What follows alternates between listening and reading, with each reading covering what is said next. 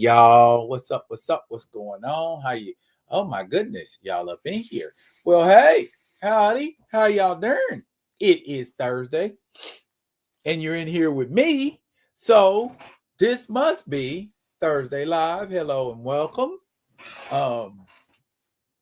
I'm kind of color coordinating today. You know what I'm saying? I was coordinating my red and my black because that's just what I felt like doing. Coordinating my red and my black. Hopefully so I look good in red and black.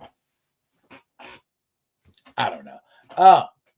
Groovy in the building, what's going on? Anansi in the building, what's going on? And Grand Madam Tarot in the building, what's going on? And about 3-4 other people I can't see, but what's going on? I'm glad y'all are in here. Wait for y'all to just kind of, filter in. I got some things that I want to be discussing. You know how we do what we does. Javon, what's good? Hey, appreciate that, man. Appreciate that. We trying to, keep it flizzy when we can.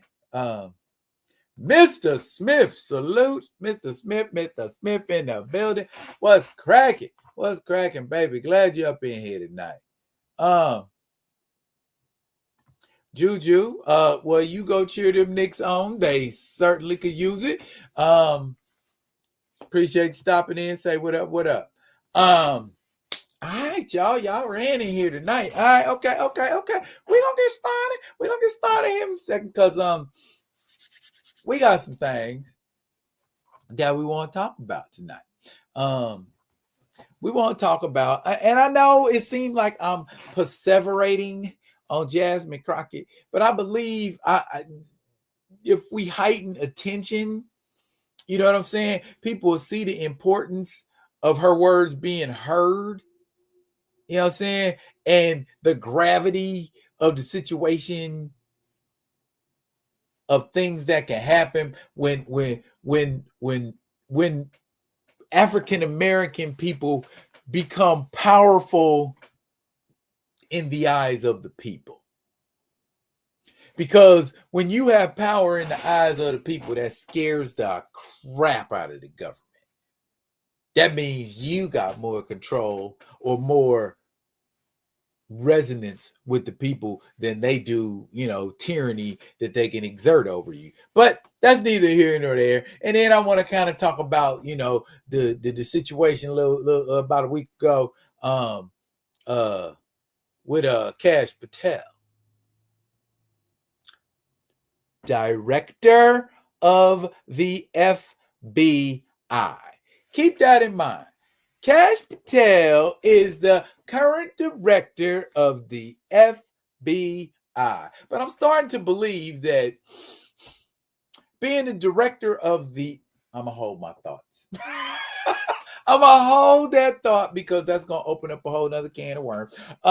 We are going to Konkret Comics. I'm digging in Konkret. We got Absolver number 1. We got Absolver number 1 and 2, actually. But y'all got probably a review coming up sometime this weekend of Absolver. What else is happening? Oh, how could I have forgotten? But we're going to get to that too. We're going to talk about 5 Deadly Venoms. We're going to talk about Dungeons and Dragons, the TV show and the movie, and the TV show being in a movie, and the TV show being a movie. I think that makes a lot of sense. And we're going to talk about Panthers and Leopards. It's not a wildlife moment, but we're going to talk about Panthers and Leopards. Wink, wink. I'll learn you. Y'all gonna see what's happening. But I like that y'all here now. I'm gonna give y'all a little bit of 4 minutes because somebody else said they was pulling up, and when they pull up, I'm gonna get started because I don't want them to miss none of the goodness. You know what I'm gonna do? I'm just gonna shoot through these comments here. Most of them is like, hey, hello, how you doing? Mr. Ray Smith say he is a huge fan of Jasmine Crockett. Me too, brother. And she needs to be protected and cherished because she's a voice. And when you got a voice, they want to silence the voices. They either want to humiliate the voices, silence the voices, or incarcerate the voices. They don't want us to have no kind of voice. So man, we got to keep a covering over her, man, fiscally, physically, spiritually, all that, man, because some of the stuff that's been said to her. I ain't gonna get into it yet, but bruh. These thieves are in the building. What's going on, my guy? Hope you can stay in here for a little bit, man, because I got some stuff specifically, in between the mains that I know you specifically are gonna enjoy. You should stay tuned. And then it's again more hey, how you doing? Hey, hello, hi, hey. And Grand Madam Tarot said when Jasmine speaks, the house get quiet. It do. And that's scary to a lot of people who ain't suffering from cognitive dissonance. When the kind of stuff comes out of her mouth spontaneously, extemporaneously, you know what I'm saying? Just off the cuff, freestyling, and hurting them, and at the same time shutting them down. Not since Malcolm X. You know what I'm saying? Has it been a voice where you open your mouth and start talking, he gonna crush, kill, and destroy you, but he gonna be dignified and intellectual while he do it? You know what I'm saying? You want to say the woman ratchet, but she ain't.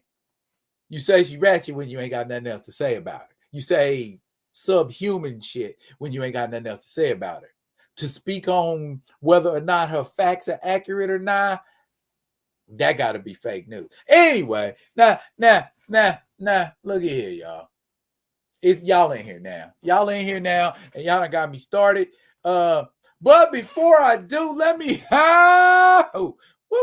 right here, y'all. Y'all think that thing, right? Y'all think that thing. This is where we going. I'm gonna get back to Jasmine. I promise. I'm gonna get back to Jasmine. My brother Theo up in here. Yeah,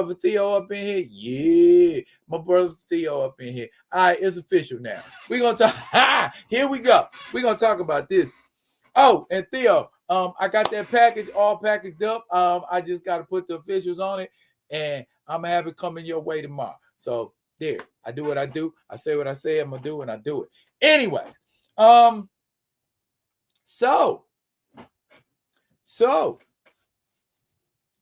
we're gonna talk about the Black Panther games, because this is a good time to talk about it, because there was just recent news about and that ain't even a Black Panther game, and I gotta stop fixing my mouth to say it's a Black Panther game. It's not a Black Panther game. It's a game with Black Panther in it. There's a difference. You know what I'm saying? And I think a lot of that is largely why, we've been having a disconnect with it. But that's neither here nor there. For the benefit of people, since we talking about cliffhanger, that means we talking about the one that got canceled. Now, I'm going to read some stuff for these folks that want data. Okay? IGN. Electronic Arts is canceling its planned Black Panther game and shutting down developer Cliffhanger Games. IGN has learned.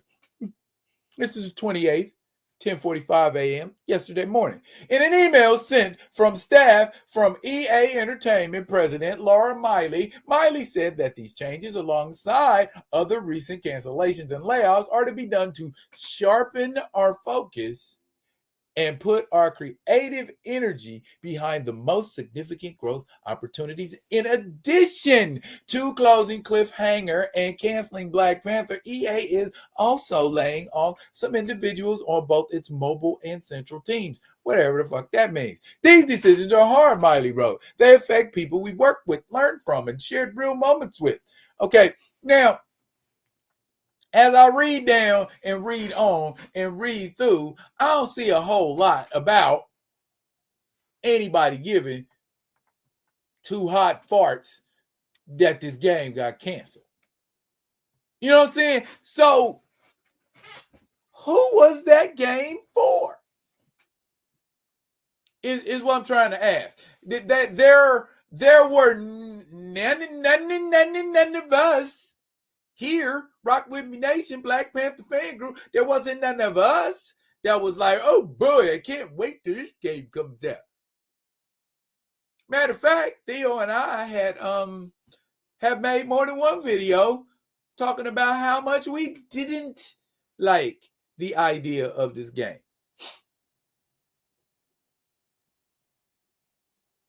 Why you gonna play as a bunch of people when ain't none of them T'Challa? But you calling it Black Panther? The fuck?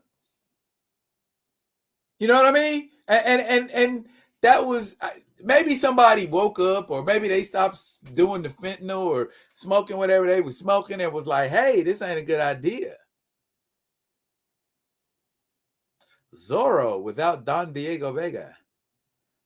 There would have to be boobs involved, so that's not going to work. Batman without Bruce Wayne. It could work. It has been done many times before. But what do the fans want? Ask no one ever. Ask yourself honestly, when was the last time you felt like your opinion was heard by the powers that be?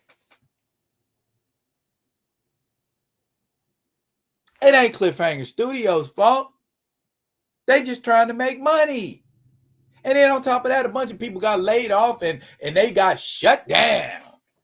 But from what I hear, Electronic Arts is known for doing that to the little companies that latch on to them and try to get a little bit of uptick. Interesting strategy. But the bottom line is this. It was a game nobody asked for, being created for a demographic that doesn't exist.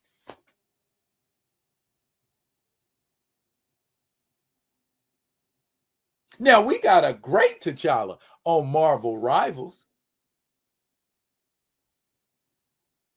but he's not the protagonist of Marvel Rivals. Same thing. I know this is from the Avengers DLC, so don't be coming at me. Same thing with the Hydra game that has T'Challa in it. Who asked for it? Who needed a video history lesson on the genesis and birth and creation and proliferation of Hydra?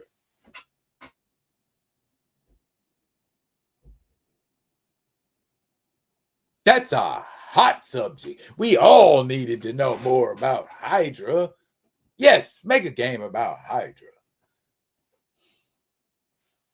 Hydra's the focus. Hydra's the focus? Really? You expecting this game to do numbers? You expecting people to run? Let me stop. Let me see what y'all talk about in the comments.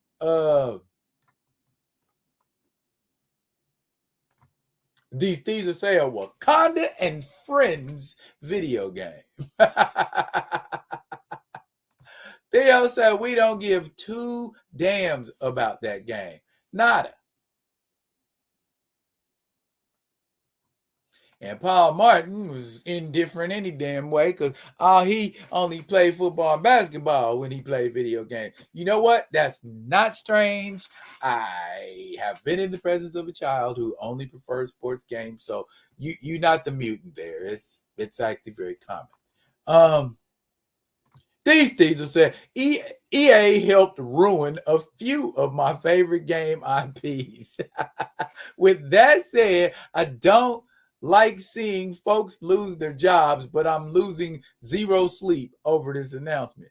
That's pretty much what it was for me too, D. But I'm here to bring it to y'all, and we talking about it just like we doing in this exchange right now, and it's fun. They want to use everyone and everything around the hero Stan and Jack created. That across all formats, across all types of media. We want to use everything but clinging to that December 10th stuff of iconic and no one else can.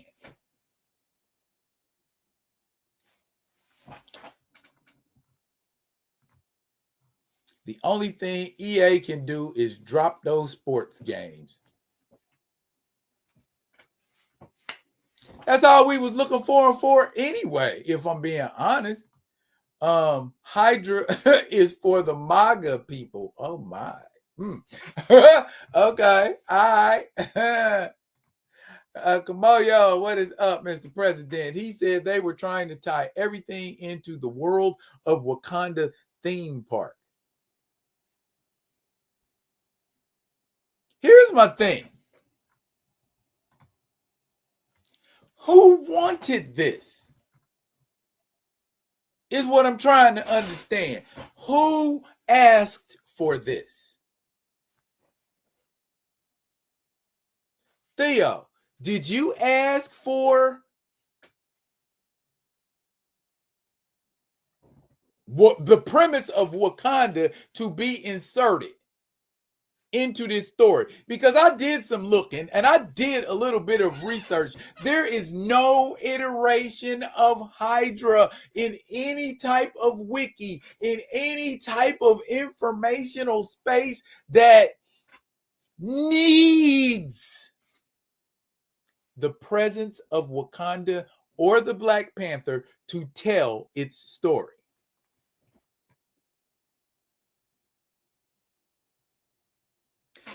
I'm going to say that one more time for the people in the back. There is no iteration of the Hydra story that requires, that's the important word, ladies and gentlemen. That's the operative word. Requires means it's needed. There is no part of telling the story of the rise of Hydra that needs Wakanda or the Black Panther need be mentioned. So why do it?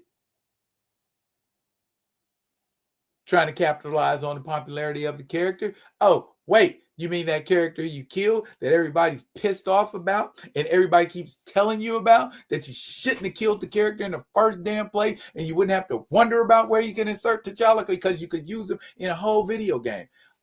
I'm calm. We're going to read him the riot act, but I'm calm. You know what I'm saying? Oh, we can show that. Alaska Public Media, PBS, NPR, 100% down.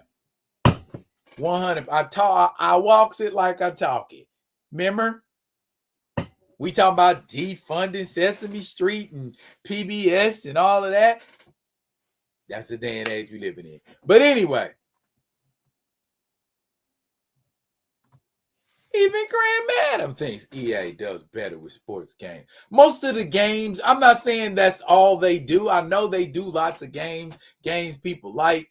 But is it enough of it to, you get what I'm getting at, D? Yeah, I did, because there's more people out there than Electronic Arts. We know that. EA are partially responsible for ruining Mass Effect and Dragon Age, some of my favorite RPGs. See, that's all I'm saying. That's all I'm saying, B, it is we don't want that happening. And maybe when we and I don't want to get all spiritual, but maybe our voices all, at least I like to think, our voices crying out in hell no in unison somehow kind of affected the fabric of the universe, and something shifted. And though people had to lose their jobs, and I do regret that, what happened happened, because that didn't need to be happening. And then the other game got pushed back to 26. What is the universe trying to tell you about misusing the Black Panther?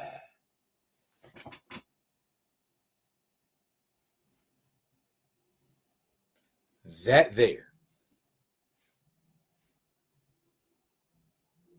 That there.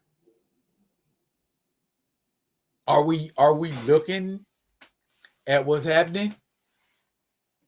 Do you see what's happening when these kinds of things go on, when we allow games to just and you don't say nothing about it? I mean, I'm thankful that we live in an age of media where our voices can be heard, but at the same time, it's like,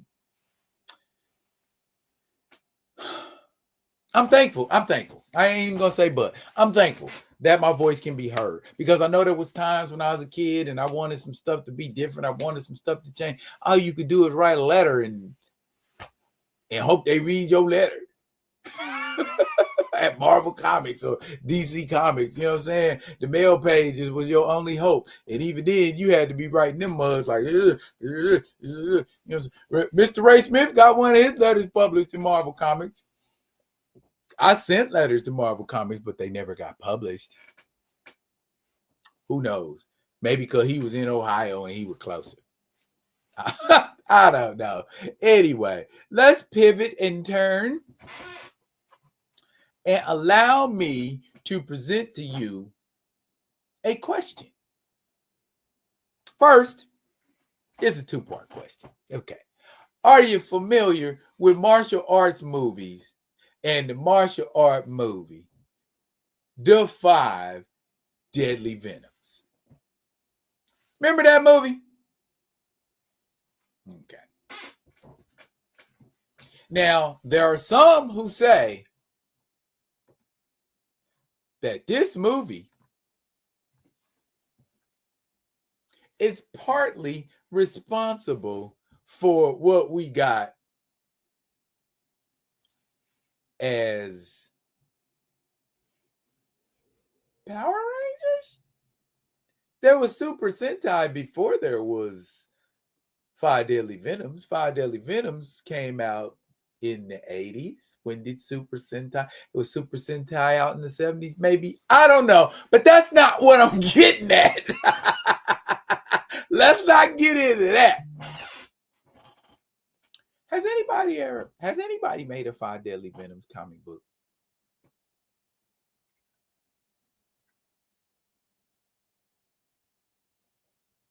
How cool would a 5 Deadly Venoms anime be?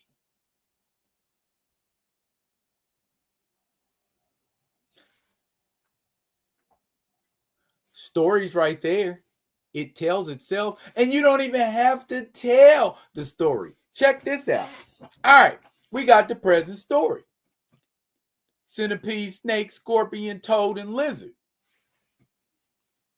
They end up fighting it out, and ain't nothing left but 2 lizards at the end of it. Let's go backwards. Remember, this group of cats is not the first set of cats that the master trained in the Poison Clan. So there were other Poison Clan members before these guys, before Santee and them. There were other poison. So we could tell the story of that Poison Clan. Maybe one of the 2 lizards kept the Poison Clan going and they recruited folks.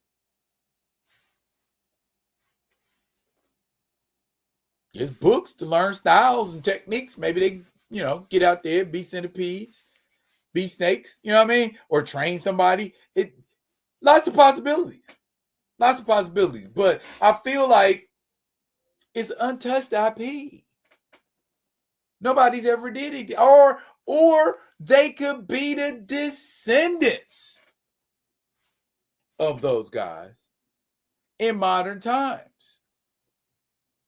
And maybe they taught their techniques to their wives, or maybe they had sons secretly and taught the techniques to their sons and passed those techniques down through the generations. And so you still got Poison Clan. And then there's certain things you teach Poison Clan, and Poison Clan know how to recognize Poison Clan, know how they had their little code. Poison Clan rocks the world. You know what I'm saying? Hey, I'm a 5 Deadly Venoms fan. All right. Okay. So what do y'all think? Would that be a good book or not? Yeah, but that was much later. That was as an adult, Theo. I'm talking about as a child when I was younger and I wrote letters to Marvel and stamp 575 Madison, New York, and nothing. Didn't see it in the comic I was writing about. So, that's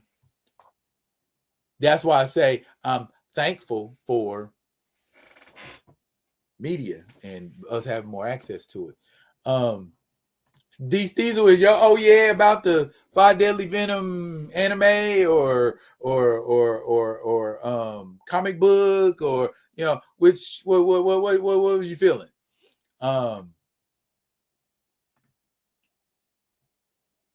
Mr. Smith, I knew you would like that idea. So, absolutely, man. Maybe, who knows? Maybe we can make some things happen. It's just a thought I have always had, and something and I've always been a fan of. Hell, if I'm being honest, I am a fan of Shaw Brothers movies. Okay, so because before we all went crazy for Chuck Norris and Jean-Claude Van Damme and all of that, Shaw Brothers, man, they was Shaw Brothers. Shaw Brothers.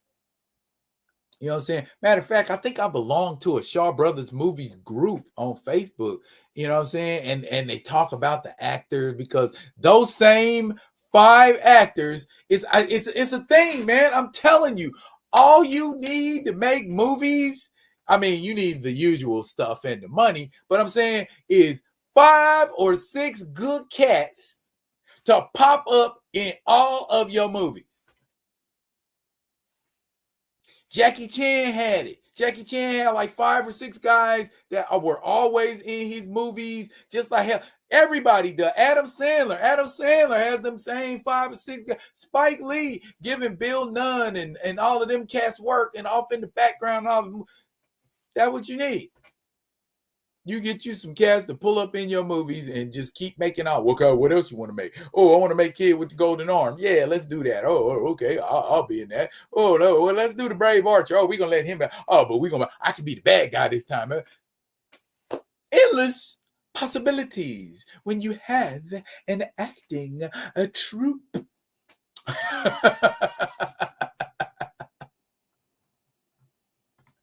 The Venom legacy is forever. Yes, it is, sir. It has been immortalized in song.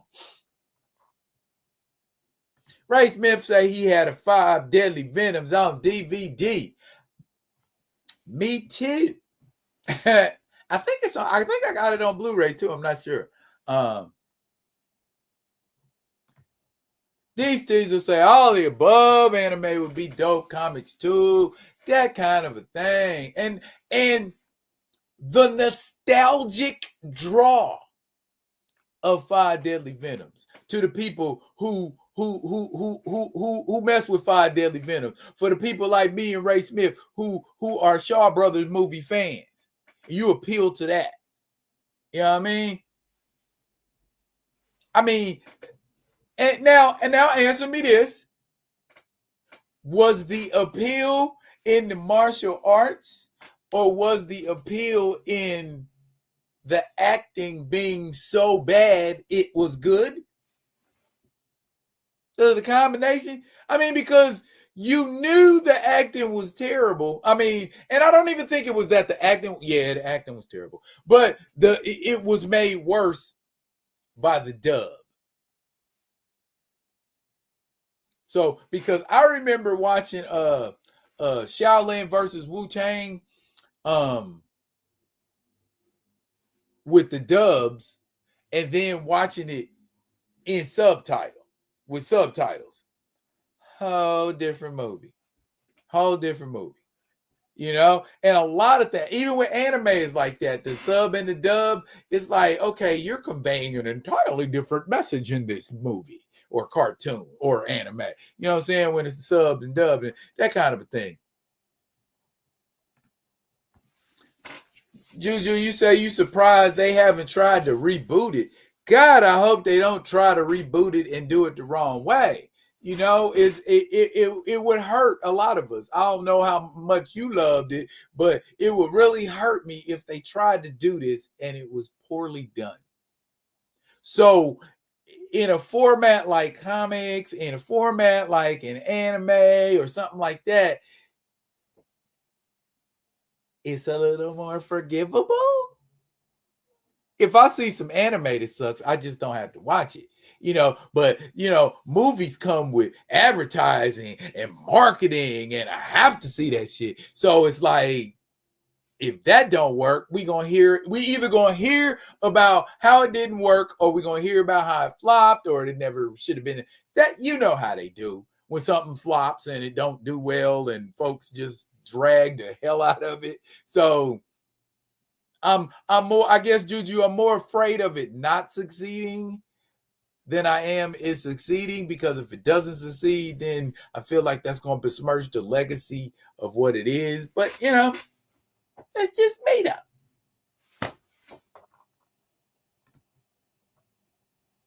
It hasn't been rebooted and reimagined like Seven Samurai has. Well, that's different. Run and Runmei Shaw are not Akira Kurosawa. So that was something that, I don't know. To me, Seven Samurai is the cinematic version of the hero's journey. It's the blueprint that a lot of movies follow in a lot of different genres. Just like D. Diesel said, Seven Samurai. You got the Seven Samurai formula being used most successfully in cowboy movies. The Magnificent Seven. The Magnificent Seven ain't nothing but a cowboy version of Seven Samurai. If you've seen Seven Samurai, for the most part, you've seen the Magnificent Seven. It's just with guns and dynamite. Other than that, it's seven against a whole bunch of people. And the odds are looking pretty grim, but they end up if you've seen Seven Samurai or the Magnificent Seven, you know how it goes. Any version of the Magnificent Seven. So, and the Magnificent Seven, well, the Seven Samurai theme has been used not just in martial arts, it's been used in sci-fi.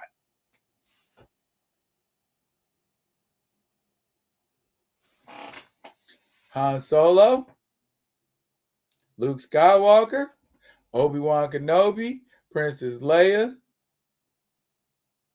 Chewbacca, R2-D2, C-3PO. 7 of them. See what I'm saying? Even when you don't know they're using it. So that kind of a thing. That so to me, Akira Kurosawa is like a trendsetter. He created a whole dynamic that's still used in movies today. Even with Rashomon, the flashback and the perspective, that's all him, man. Akira Kurosawa is a whole beast. Don't get into it. I do this. I do this here. So all of that. Grand Madam say, didn't the Seven Samurai serve as the basis for? Yes. In every movie, they had 7 protagonists against insurmountable odds. Seven Samurai also, Seven Samurai, and what's the other one? The Fortress. That one more than anything else. That and Seven Samurai. But yeah, you're dead on. Great, what's happening, my friend? Did you say they focus more on the last student? They need to do more with the actual Venoms. They can do a movie focus on each one. The Scorpion, Snake, and Toad were my favorites. I'm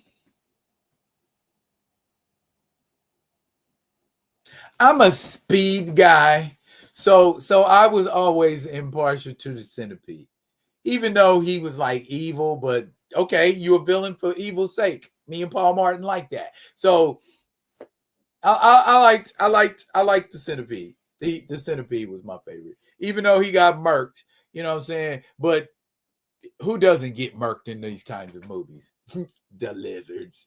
Anyway, murked the lizard. I'm gonna let that sink in. Juju said anime will be fire. Yes, the Hidden Fortress. That.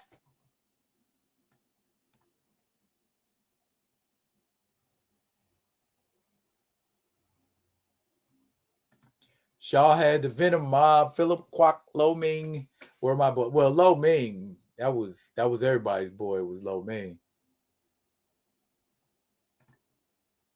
And Jackie Chan had the Stunt Monkeys. Yep. Yeah, if you're digging what a brother's shoveling, hit them likes. I'm enjoying having you here, and I'm enjoying having this Shaw Brothers epiphany with you, because we don't talk enough about the cash cow that the Shaw Brothers movies were. You know what I mean? But they were so formative. They were so formative. For me, I cannot, and I know some of you might be the same way, but I cannot imagine my childhood, my younger years, my teenage years. I can't imagine that without kung fu theater or black belt theater or whatever it was called in your city, or whatever time it came on for us in Kansas City. It was on Saturdays around like 2-3 in the afternoon, and they had like a block of movies they show on Channel 41. And sometimes if they was really feeling saucy, they'd be like, go out and get you some 3D glasses, or you could like go to the Quick Trip and pick up some 3D glasses or some stuff like that and watch, the 3D. So when they spearing and swording and throwing things, it look like it's coming at you. And bruh, and then USA, it was the USA Network in the 90s with Kung Fu Theater, or one of them, and they would always have like little trivia questions and stuff like that between the commercial breaks. So yeah, man, it was a ritual that I could go to any hood, you know what I'm saying, in America, and find at least a couple hundred people like us that rock Shaw Brothers, and not even just Shaw Brothers. I mean, all of it. If it was good, all right. Because I know a lot of stuff. It was. I don't think it was. It was more Golden Harvest. And the Yoon family. You know, the Yoons, Corey Yoon, Yoon Woo Ping, and you know what I'm saying? And they would have the sick martial arts choreography, which later on choreographed the fight scenes in the Matrix. So, you know what I'm saying? Give it up for Shaw Brothers and their impact on cinema in general, as well as this. And I'm glad y'all agree with it. I will see about what I can see when I see it. All right. Which one do we? Oh, since I'm already in this arena, time for a little edutainment moment.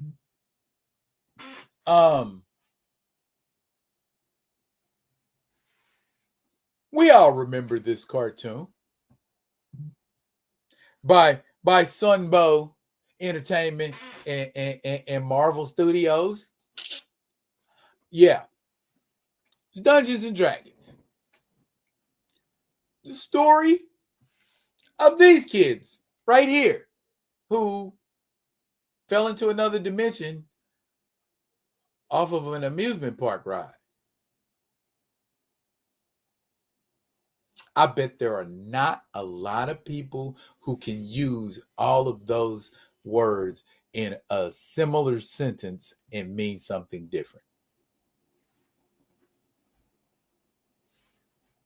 Lole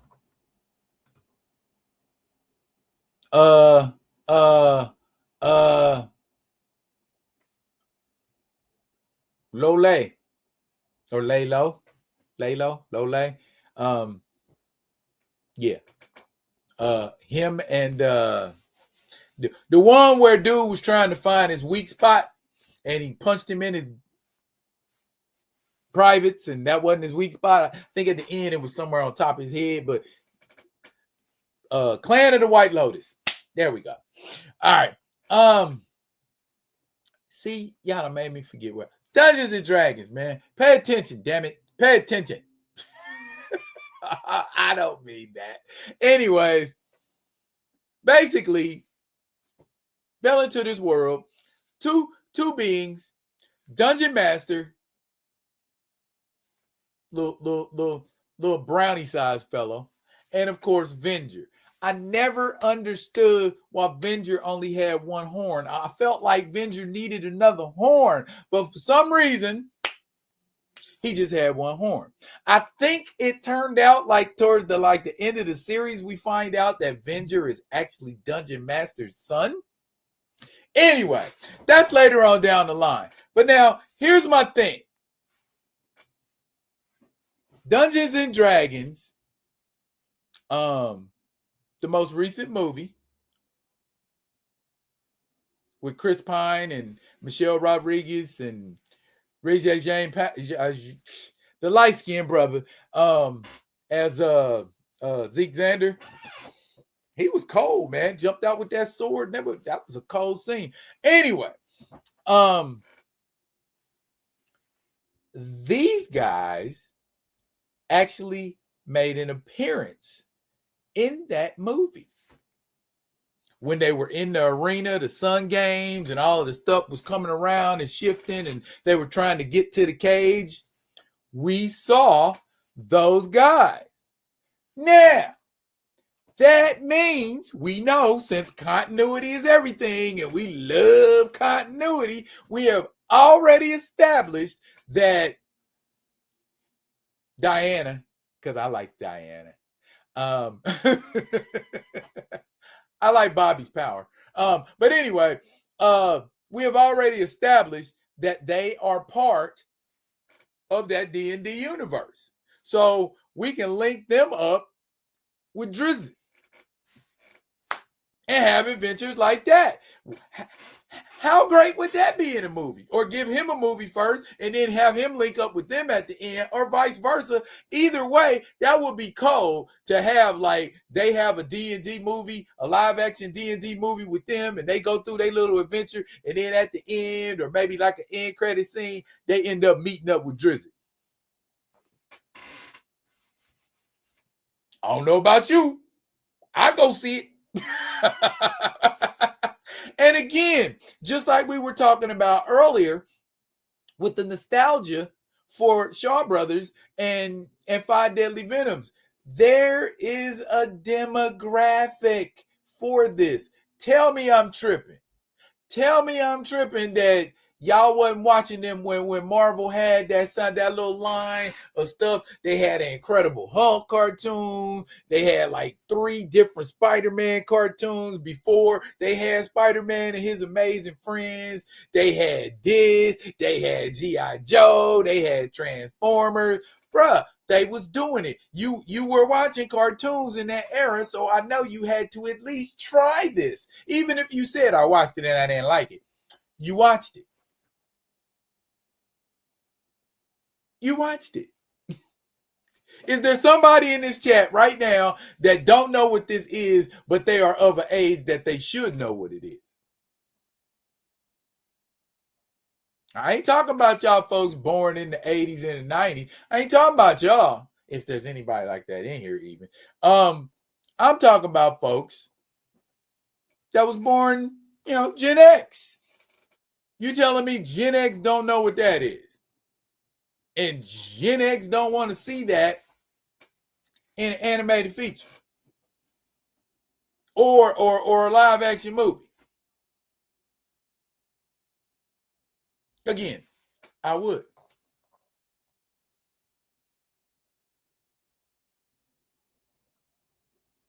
Yes, they did cameo in Dungeons and Dragons.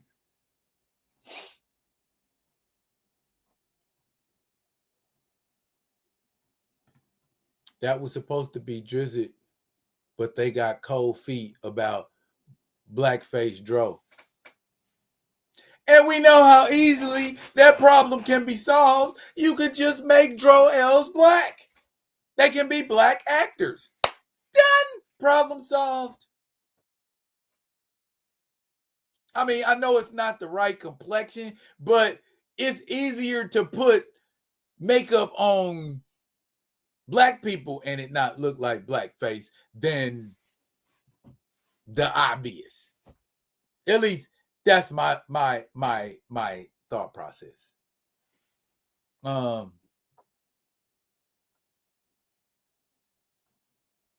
Used to play it in the arcade.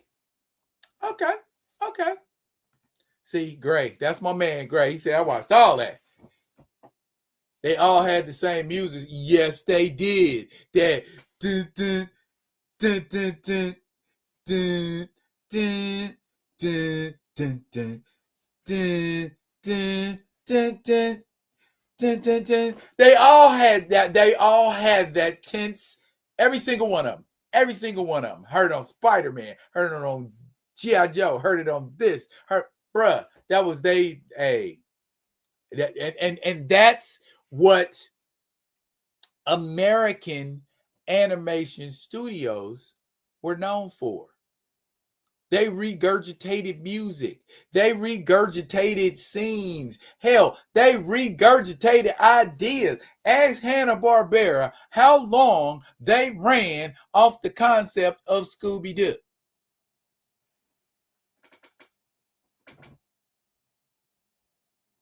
Or not even all the 11 billion Scooby-Doo spinoffs there were. I'm talking about the Scooby-Doo premise. Teenagers solving mysteries and having something weird with them that shouldn't be with them, or it shouldn't be doing what it's doing. That was the hook. Boom, Scooby-Doo. They got this big ass dog that can talk and will do crazy shit for snacks. Kids that solve mysteries got a weird ass mascot. Scooby-Doo, hey, let's try this again. Jabberjaw, hey, let's try this again. Speed Buggy, hey, let's try this again. Chan Clan, hey, let's try this again. Josie and the Pussycats, teenagers solving mysteries. How a whole decade they did that. So don't tell me nothing about regurgitating ideas.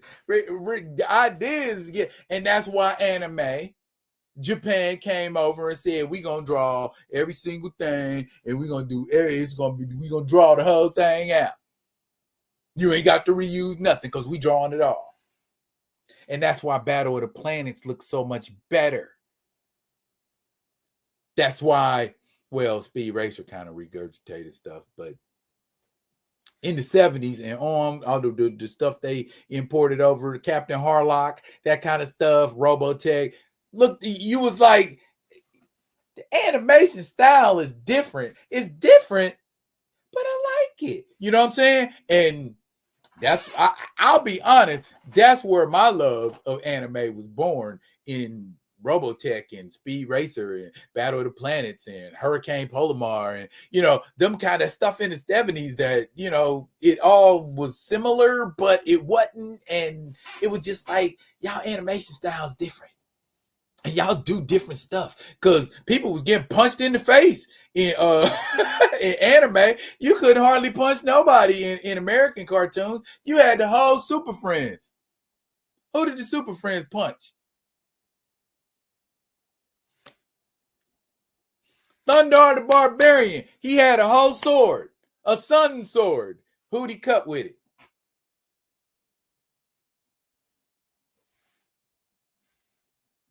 It was against the rules. You couldn't show nothing like that in American cartoons. Oh, but in Speed Racer, oh my goodness. They was strangling people, choking people, pistol whipping people, kicking people in the nards on Speed Racer. And this was a cartoon about a dude in a racing car. Tell you, that anime was on a whole different level, my guy. It just was. And it just was like, I need to know more. And then I went back and I started watching Gigantor and Astro Boy and all of that kind of stuff. And I'm like, it's just a whole plethora of stuff going on. And I'm digging this weird style, but it's cool. And anime it done took over. Even American cartoons utilize animation style. But I digress. What we talk about over here? Oh, Captain Caveman. Same premise. So, clearing to the 80s, bro. They were still doing it. Facts. Also, Robotech. I mentioned Robotech. Thundercats, Silverhawks, Tiger Sharks.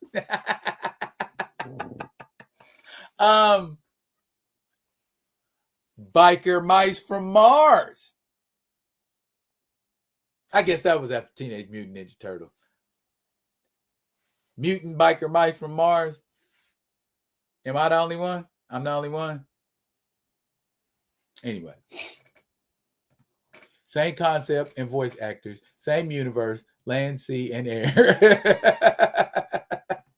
A new Thundar series is long overdue. Now, if you wanted to make a good-ass movie, get one of your giant white boys, you know, like a Hemsworth or somebody of that ilk, you know what I'm saying? And put them in there as Thundar, and get you somebody like a I don't know, maybe like Priyanka Chopra Jonas as Princess Ariel, because that's kind of what I think when I would look at Princess Ariel, is like, she's like Pakistani or Hindu or somewhere Asian, or just as long as it was Asian, I'd be cool with it. I mean, you could go with like a Jimba Chan or something like that, but I think we burnt out on Jimba Chan. But anyway, and then you know, you could put, you know, use the mountain and put, you know, the Ookla, use the mountain. Am I cooking? Am I cooking? You know what I'm saying? And of all the Thundar villains that we would have them square up against in a movie, it had to be Gemini. Tell me, you ain't done nothing like Gemini in a movie. Y'all remember Gemini? Come on. Where my Thundar the Barbarian people at? It was the pilot episode, man. Curse of the Black Pearl, episode number 1. See, I'm about my cartoons, man. Don't mess with me out here. Bruh, Gemini was a 2-headed sorcerer, but it wasn't like 2 heads with 2 heads sitting on the shoulder, right? He had the one head where he was like, give me the pearl, barbarian. And the head would turn and flip and turn around, and it'd be another head, and he'd be like, I shall destroy you. Bruh, tell me that wouldn't be cold in live action. Tell me that wouldn't be a cold ass idea. Bruh. Tickets is folks buying that. Period. You show a couple of effects and, and then whoever playing Thundar can get that scream down. Yeah. If they get, bruh, butts in seats. Period, dog. Tell me you wouldn't go see a live action Thundar the Barbarian. The 12-year-old child in you is screaming, yes, yes, yes. I want to see a live action Thundar the Barbarian. But anyways, okay. I'm gonna need to add like a little more little more slides for this here segment, cause I'm getting ready to do a little more edutaining on a different level. Why do I sound like Damon Wayans as the drunk on In Living Color? Anyways, that is neither here nor there, sir. Real quick, I'm gonna prep your brain for what's getting ready to come. Panthers and leopards. What do you think I have up my sleeve for Panthers and leopards? Give me a second. I'm pulling some stuff down that I want to show you, because I think that you are going. No, you ain't gonna just like it. You are gonna be like, gee, you went in the attic for that one. And you will be right. I am going in the attic for this. Matter of fact, I gotta make sure it pop up. Because I don't know about y'all, but sometimes, like for me, I have to convert some of my documents from like web to JPEG, because it's, well, for one, it's easier to manipulate, or get on screen, whatever. But don't spoil it for everybody, Paul Martin. Nobody likes a smart aleck. Oh, but you was probably that dude in school that sat in the front and blurted out all the answers before anybody got a chance to. I'm gonna kick his ass after school. I don't know if that is true or not, but there was a guy like that was just so irritating. Answer 24. You mother. Shut your smart ass up. Oh my goodness. Okay. All right. I see I'm going to have to clear some comments up before I move on, because I care about you. G.I. Joe was punching folks, but Robotech was my, yeah. G.I. Joe was the 80s. They were a little more lenient, but folks wasn't getting like, blah, blah, blah, blah. You didn't see nobody get sprayed up. Cobra and G.I. Joe be running at each other on the field straight. And, yeah, Cobra, yo, shooting, ain't nobody hitting shit. So it ain't because they were bad aimers. It was because you couldn't depict that in a cartoon until they came out with F7. Didn't Popeye actually throw hands? Wasn't Popeye made in an era full of racism and stuff you could do in cartoon that you couldn't do no more? And if you go back right now, Popeye cartoons have been censored. There's a lot of stuff in Popeye cartoons that you don't see in the original version. It's the same as with the Looney Tunes because that shit was racist.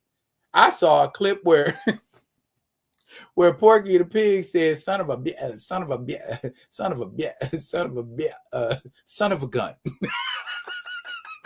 and then said, I bet you thought I was going to say son of a bitch, didn't you? It's real. They had to take that out. We can't show that in a cartoon because he was hammering a nail and he hit his hand and he said, "A son of a bitch, a son of a bitch, a son of a bitch, son of a gun."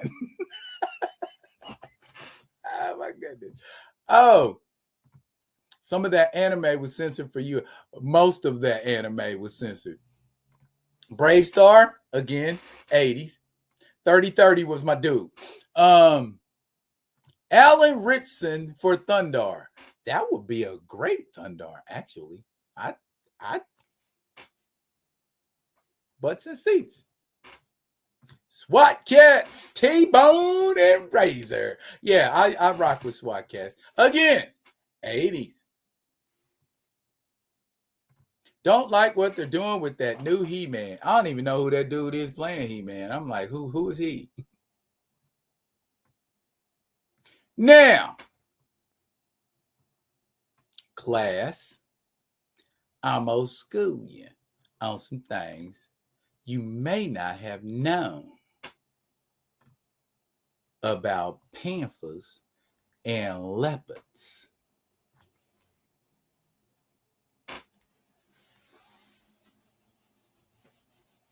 Now, without going all too far off into what Paul Martin was attempting to spoil, but we'll let him say it.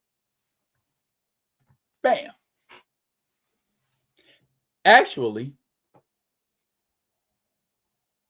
panthers ain't just leopards. Most big cats fall in to the category of leopards. So, let's look at a really cool leopard that's not actually a leopard, who has appeared in comics. What are you talking about, D? I don't understand. Well, I was about to school you. Now, there's a guy I felt like he didn't get enough respect, or they just letting him sit and ossify, just letting him just sit. Well, he made his appearance in this comic book. This was his debut. Daredevil number 258.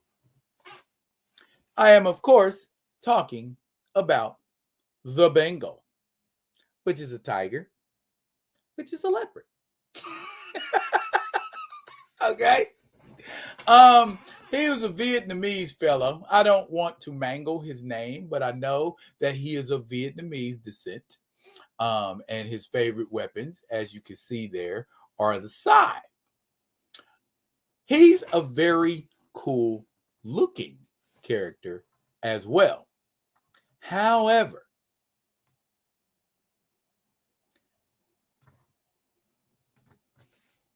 there's a couple pages. That's how he moves. And that's a nice look. You know what I mean? For that character as far as costume. I like that look. It also is kind of ninja-like, so you know I'm a little partial to it like that anyway. He was looking cool. He was looking real cool. Until Daredevil did that to him. Why does... Here, let me move this out of the way so y'all can see the... I'll put that back in a second. Take that down. Why does Daredevil beat the crap out of everybody barehanded? Why? Oh, why? Can somebody tell me why he always in? Let me give you a little background on the Bengal. The Bengal was a victim of Vietnam atrocities, and the little fella trained to become an assassin and go back and kill the 3 guys that committed the atrocities in Vietnam. Little side note. One of the men who committed the atrocities against the Bengal in Vietnam was Will Talltrees, who went on to become Red Wolf. Look it up. Anyways, he was on this mission of vengeance, which continued in the pages of... Yes, that's right, New Warriors, where he was out to kill... I think one of the guys that committed the atrocities had become a priest, and he was out to kill this priest. And Silhouette and Night Thrasher ran afoul. Wrong one. Ran afoul of him. I just absolutely love Mark Bagley art. Can't say enough about it. He look at that. I mean, that looks like people fighting. You know what I mean? It doesn't look comic book weird, if that makes sense. You know what I'm saying? It doesn't look like comic book funny. Then last we heard about him was I think he was part of the Avengers Initiative. So far as I know, perfectly good character, perfectly nice looking scheme for a costume. I think I am going to make a Bengal action figure. That looks fun to make. I would love to make that. Oh, and I could do it with a ninja too. Anyway, yeah, because I got side. Oh, that's done. Anyway,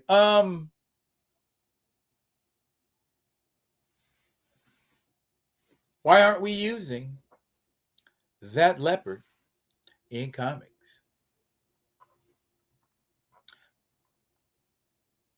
Because panthers are leopards. As was so deftly pointed out. Okay. Oh,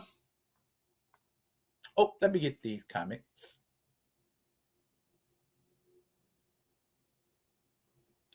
Diesel remembers the Bengal. Paul Martin said, wasn't there a dude in Marvel called Tagak? Ooh, you owe. Anyway, back once upon a time when comic books were 15 cents in the pages. You know what? I'll show you better now. I can show you better now. Let me look that up because I know what issue it was. I used to have it. I don't know what I did with it. I used to have it. Doggone it. Now it's gone. Crap. Let's go over here. Let's do this instead.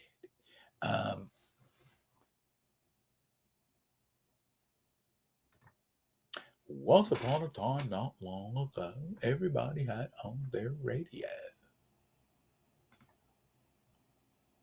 Give me a second here, y'all. For me, I'm making my computer think too hard. Boom, there we go. Gotcha. Okay.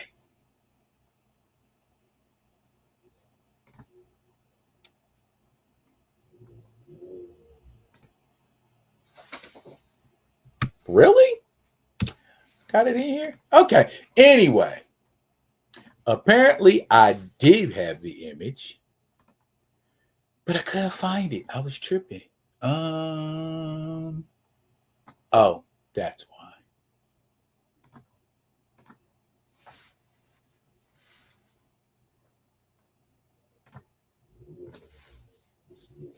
Paul Martin is referring to this guy right here, Tagak. Tagak made his debut. You know what? Like I said, I can show you better than I can tell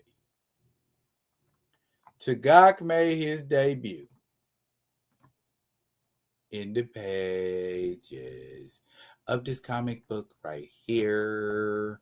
Daredevil number 72, back when comic books was 15 effing cents. Now, as you can see on the cover of this comic, Tagak the Leopard Lord comes from a mirror dimension. And you know what else is cool about Tagak and his leopard-like appearance and agility? He's blind, but he can see through the eyes of his leopard. That was a cool premise that it kind of works, but if you're gonna be kick-ass, you need to be able to see, bro. You can't even see, dog. How you know what I'm saying? How you gonna get down for the get down? But later on, Tagak returned, and folks didn't know. Hang on one second. Never mind. Thank God. Anyway, he popped up again in the pages of Defenders. And that was when everybody was jumping on the Defenders and Nighthawk was going crazy on his ranch and all of that kind of stuff. But yeah, those are a couple of appearances for those two characters. Other than in the pages of Daredevil, Defenders, we ain't seen Tagak. Other than a couple of little sparse appearances by the Bengal, we ain't never seen the Bengal in comics no more. So instead of turning white characters black, instead of giving series and movies to characters that don't nobody over the age of 25 give a fart about, and we know your movie going demographic ain't teenagers,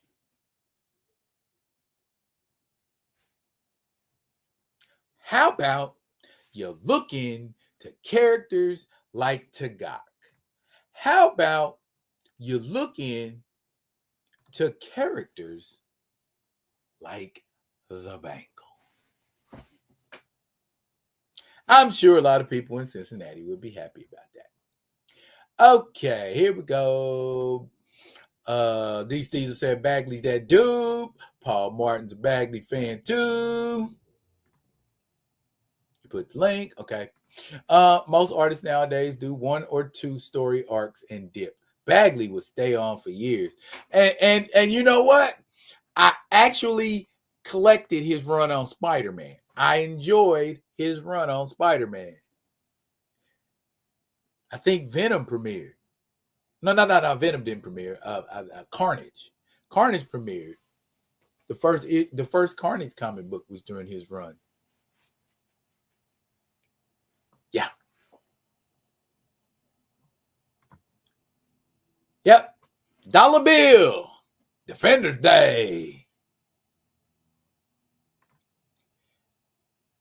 Yeah, that's why I say Daredevil be putting hands on everybody, great. And I'm kind of beginning to understand why mugs be like, Daredevil's the top fighter. Daredevil be just fighting everybody. I'm like, bruh, Give us some run like that. Give T'Challa some run like that where he just putting hands on folks issue after issue after issue.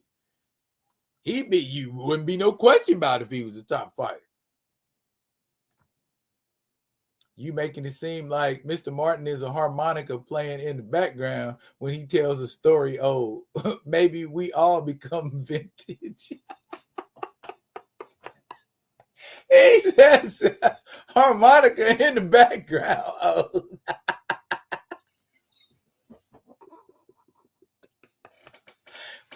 I know.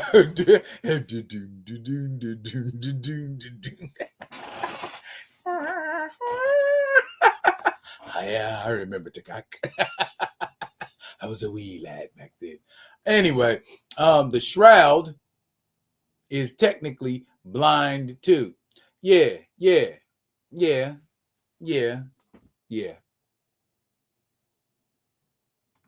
Matt's top 10, in my opinion. I mean, I won't argue with that, but is Matt top 3?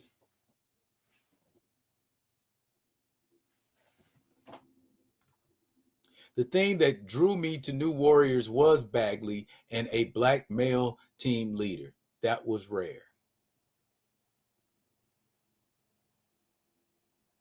I remember getting into an argument with somebody for not knowing that T'Challa had a stint of leadership in the Avengers like in 1969 or 1970 for like 3 issues.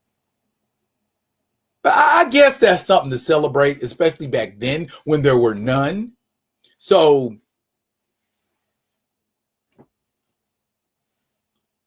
but did a lot of us know? I can admit that, being Mr. Black Panther knowledge, according to most, that has slipped my mind. I ain't even gonna lie. You know what I'm saying? But I don't know. Maybe it is, maybe it ain't. But yes, a black team lead is always a very big deal. Now, y'all, comes the part of the show where I hit you with the ooh-wee topic. And are we ready for the ooh-wee topic? The ooh-wee topic is, yeah, that little lady right there. So, we're going to talk about her for a second. We ain't going to talk about her. We're going to talk about her. Okay?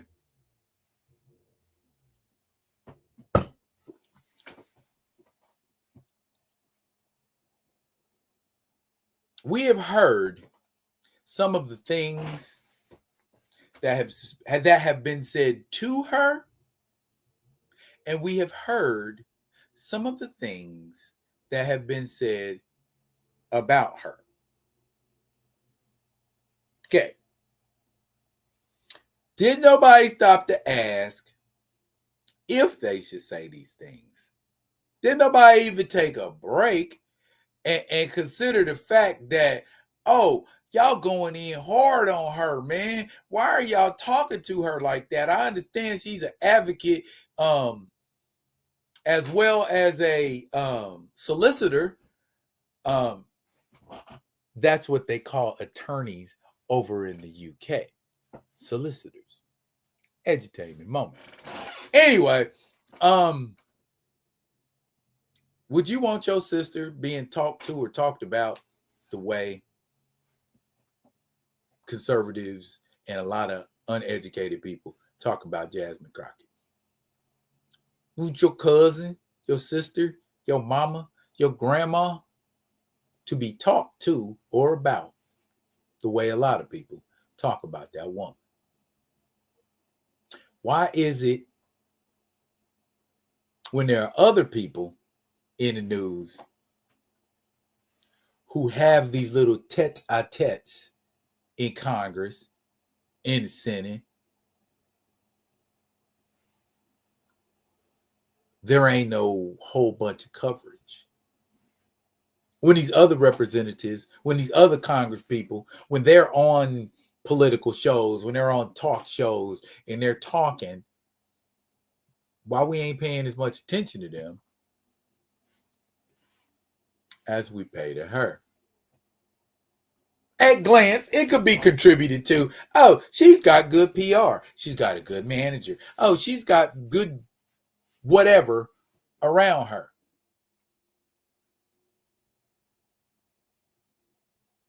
She's a trouble magnet.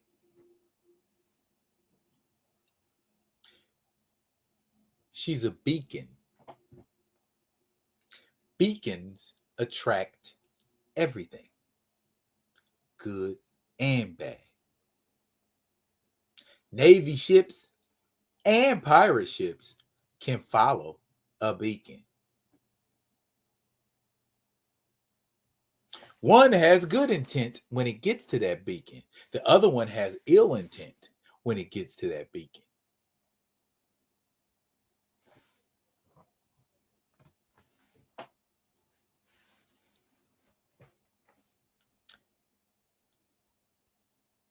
The other individual in that picture, if y'all don't know who it is, his name is Kash Patel.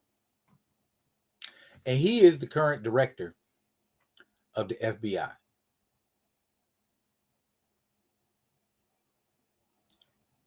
He recently told Jasmine Crockett in a debate on crime, a subject he should be well versed at because he's director of the CIA.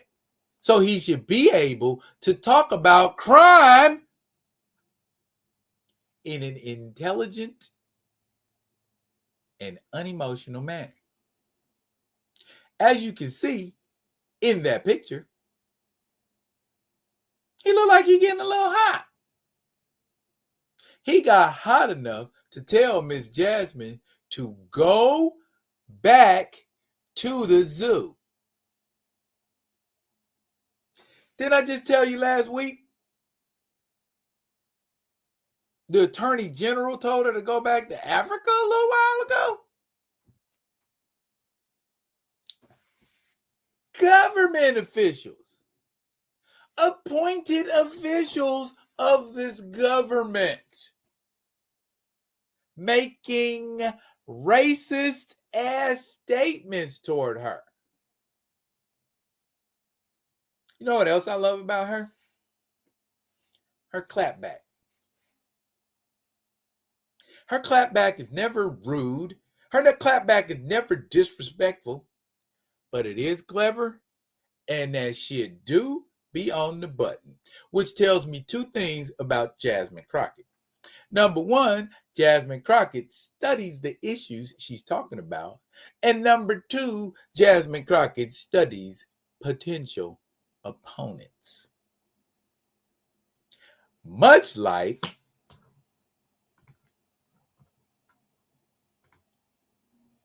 my man T'Challa. So, what happens to people that have voices like hers?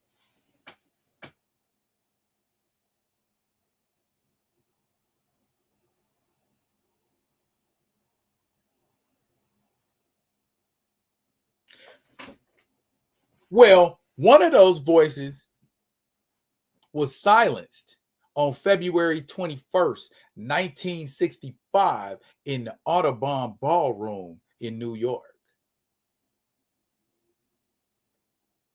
The other voice was silenced April the 4th, 1968 at a hotel in Tennessee.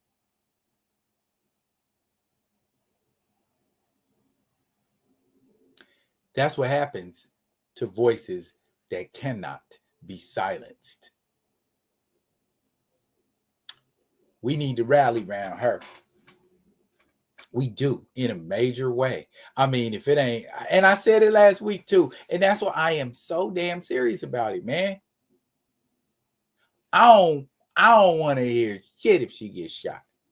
I don't want to hear nothing. And I'm not wishing none of that on her. God knows I'm not wishing none of that on her. But I done been alive long enough to know when we get under their collar, like she gets under their collar, the attorney general, and the director of the FBI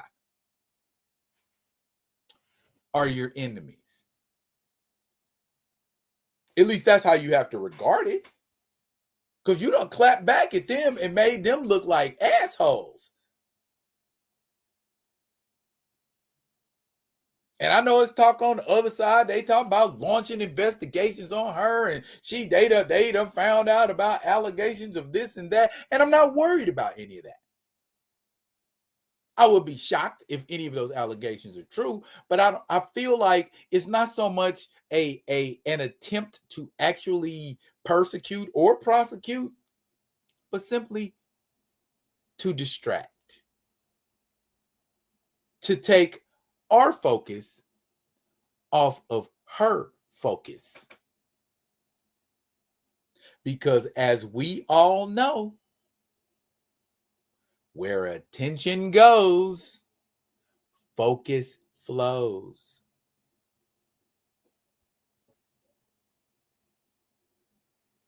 So where is our attention going? We should be paying attention to what she says, and we should also be paying attention to how people respond to what she says.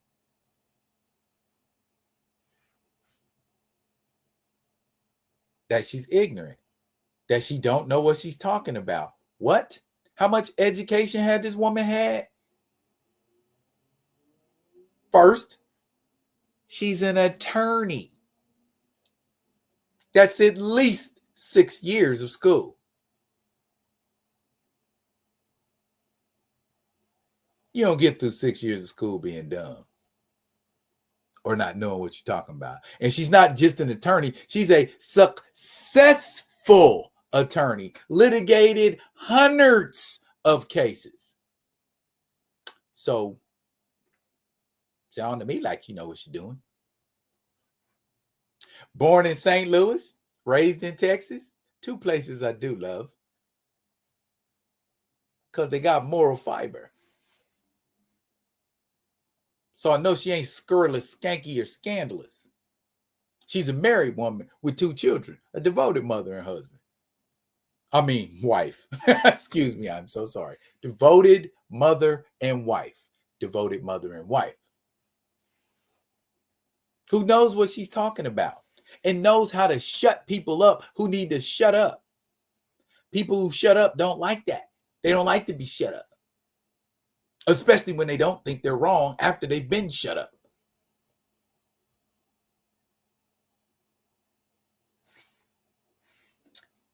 Woman's a treasure. She needs to be protected.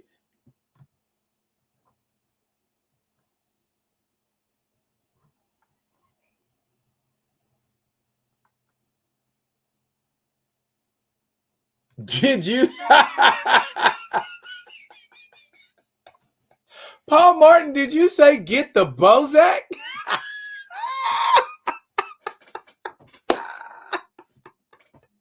Get the Bozak Mowgli.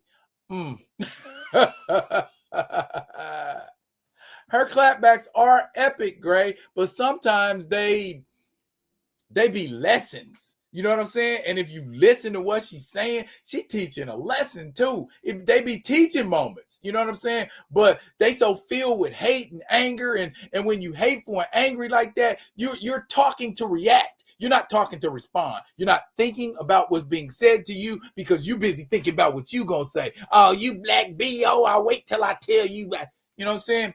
She clapped back at him. He didn't have nothing to say. And his ass was clearly, visibly flustered. You the director of the CIA, pimp. How a little attorney from Texas get you all flustered? It is what it is, man. He says, sorry. I ain't tripping, bro. That was an emotional response, and I love you for it, brother. They get censored. Yeah, what, Christy Nome, Lauren Boebert, Bleach Blonde, Bad Bill, Bush Body, they all came at her. She shut them down. She shut dudes down. She shuts everybody down Why they keep coming for her? Gotta think about that. Why they keep coming for her. Bruh, I'm right there with you. Right there with you. I'll be on some. Let me shut up. Because this is Recording It's Live. I'm not saying nothing that they can come back and deport me for later. Shh. He's looking. Anyway, hopefully she has no Rella. Well, anyway, I'll need you to clarify whatever that means, sir. Those allegations were proven false. They come from a trolling website. Oh, I ain't never said none of it was true. I'm just saying they come out. And ain't it crazy how the only news sources that are reliable in the eyes of conservative are conservative news sources? Strange.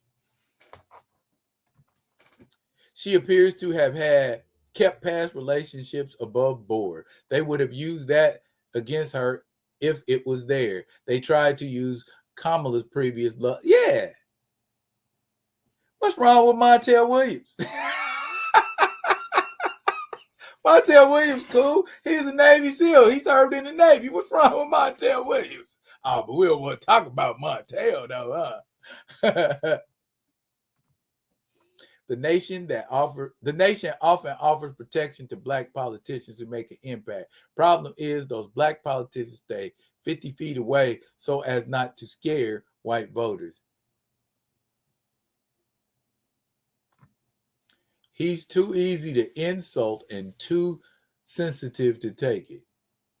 Then he shouldn't get into arguments, Theo, and say shit like go back to the zoo. You don't tell nobody go back to the zoo unless they work there or they own it. Tell nobody go to no zoo. Look at him. He only like a shade lighter than her. If she belong in the zoo, your ass definitely belong in the zoo.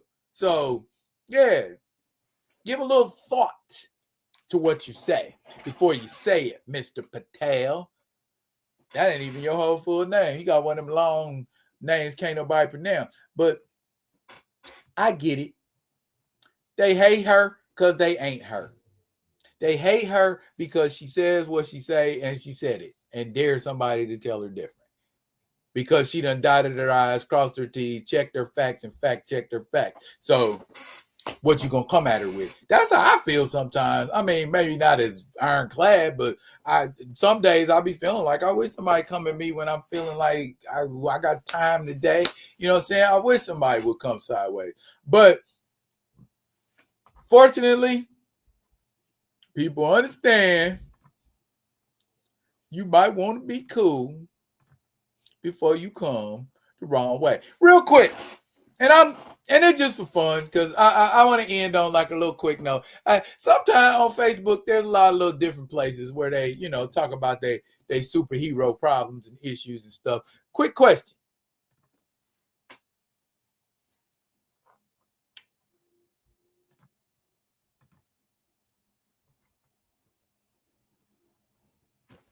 All right, there we go. In an all-out brawl, who winning this? I saw this on Facebook the other day. I decided I pull it down. Okay, in an all-out brawl. Okay. Pardon me if I say what I think an all-out brawl is, given the people on this list. An all-out brawl between Wonder Woman, Captain Marvel, Supergirl, Jane Foster, Thor, Storm, She-Hulk, Mary Marvel, and Rogue. Is that a Marvel against DC fight? Or is it one of them things where we just meet up as we meet up and whoever is left standing at the end of this, we square off and last lady standing?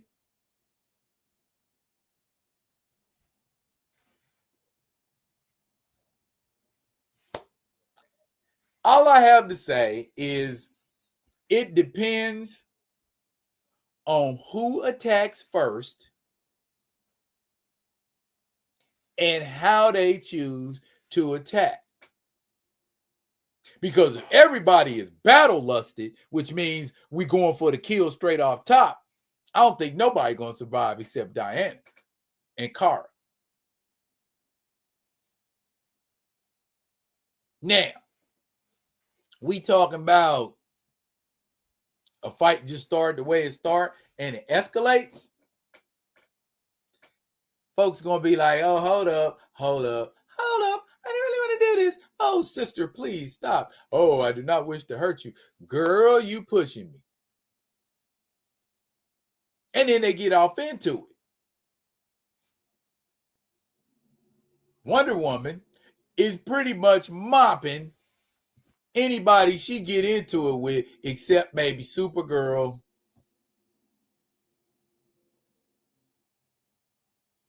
and possibly Captain Marvel.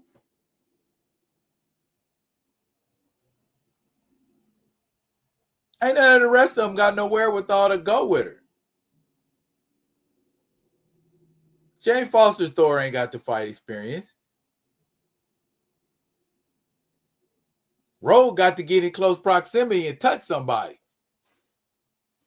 You can get touched too.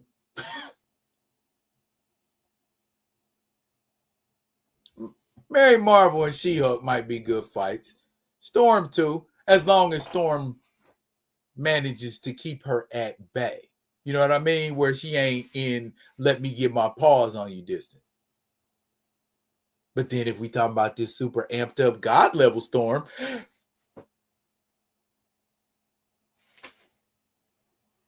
who knows?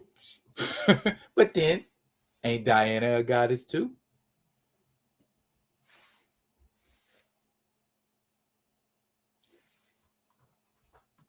Kamoyo, I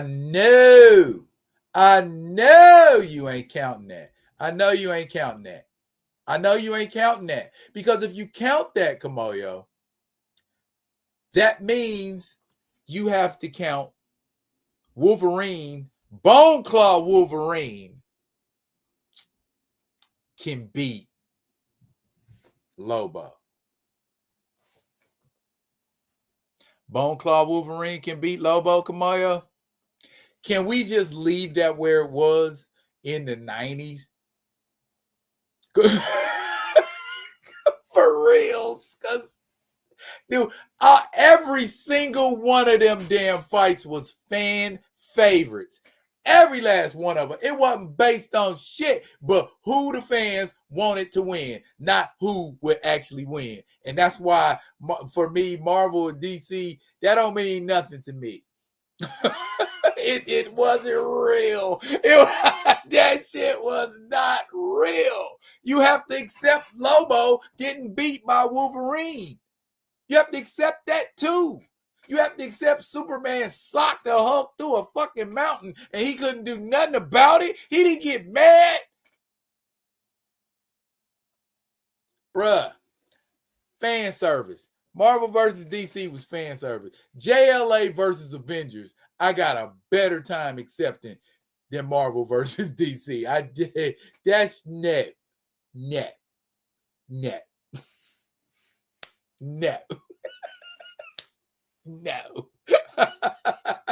Get that shit out of here.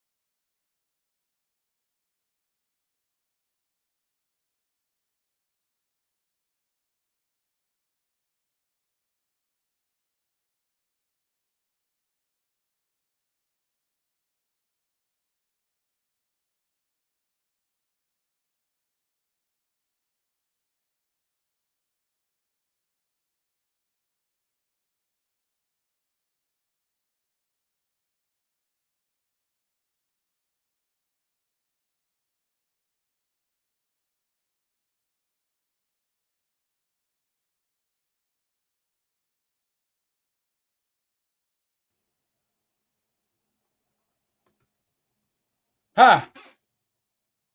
My bad. Well, not my bad. The internet's bad. Anyway, back to what we was talking about before we were so rudely interrupted. Storm, no. And I hope that EU is on my squad.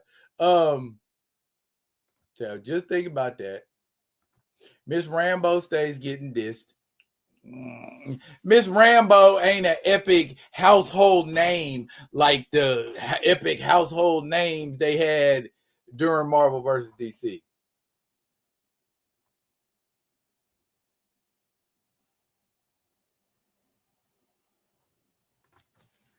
Thank you, Mr. Smith.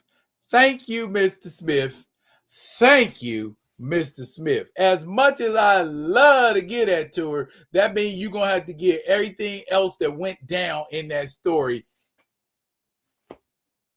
And we know good and damn well ain't no bone claw, weak ass Wolverine beating somebody who heaven or hell won't take. Diana is either hands or lasso.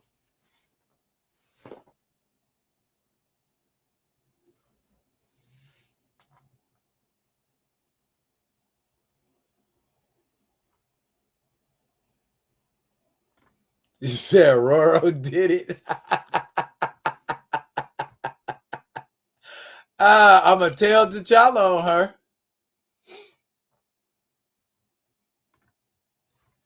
Whatever, dude. Whatever. See, so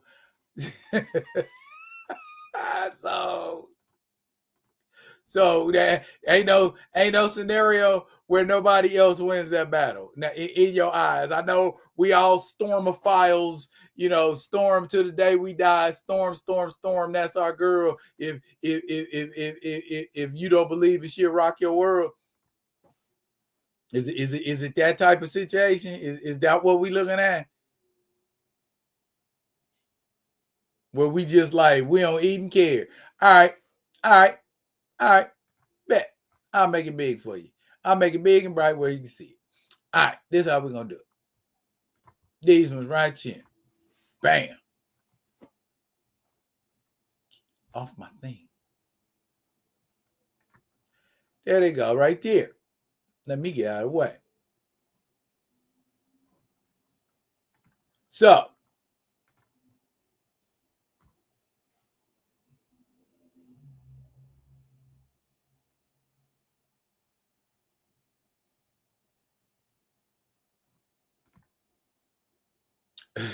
wow.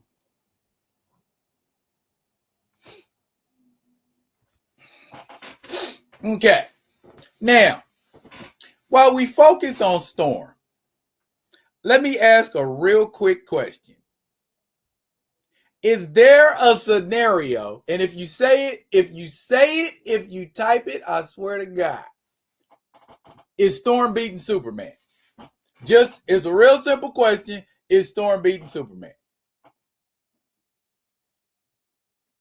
That's all. I mean, abilities be damned. Let's talk about what we talking about. Is Storm beating Superman? If Storm ain't beating Superman, Storm ain't beating Supergirl. So, as much as I like Storm, there ain't no scenario where Storm is coming out on top in this.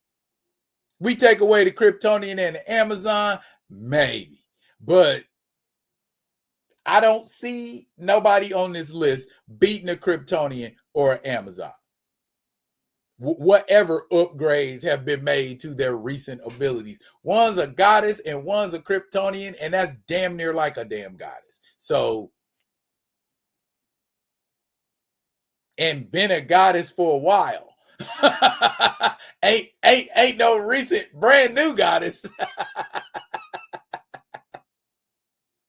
So that part. And then we talk about thousands of years of battle experience for one. Ain't she got thousands of years of battle experience on everybody on this list?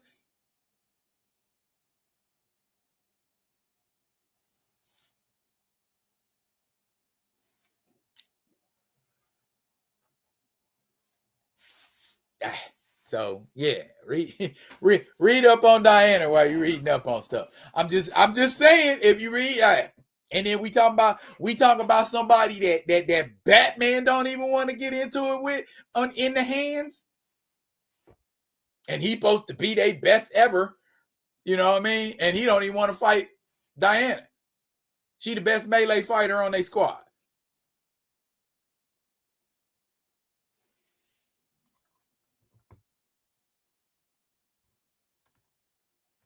Well, as much as I would love to say it's Storm. So let's put it to a vote. I'm done debating. Who wins this in an all-out brawl? Put your answers in the chat, and we can dispense with all of this yammering and advocating and proliferating conversations that will reach nothing. So put your vote where you. But ain't nobody. Everybody like She-Hulk, Jane Foster. we ain't giving them a chance.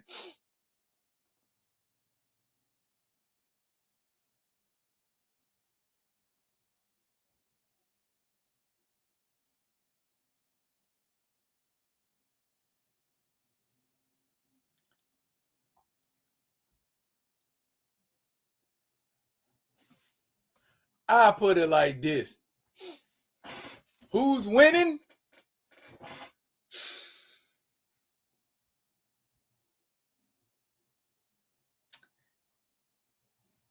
What? Never mind. Wonder Woman. Wonder Woman.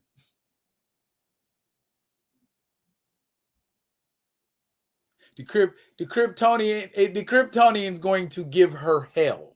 Make no mistake. I ain't saying Diana just gonna dog walk Kara, because she definitely ain't. But I mean, then again, Supergirl is just as much a living sun battery. Well, Diana knows that, doesn't she? Yeah, I'm gonna go with Diana. Yeah, I'm gonna go with Diana. Diana got the battle savvy, that's gonna give her an advantage against Supergirl. And yeah, Diana. She's her. She's that female superhero. And now, if the question, Grace said the question should be who coming in second or third.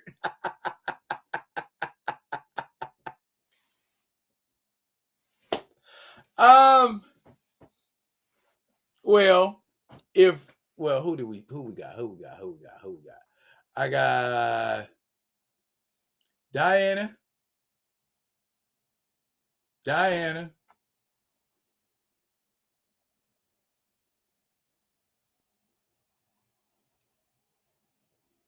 Kara. So 2 Dianas and a Kara. So I guess Diana takes it, with Kara coming in second. Who's coming in third?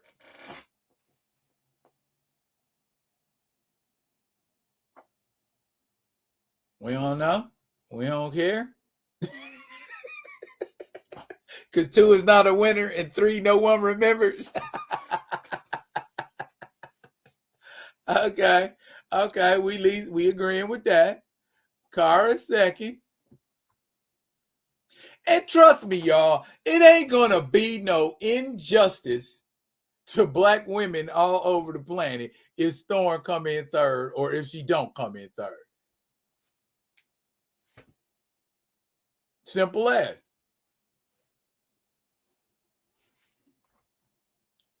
These things will say Carol ain't no joke.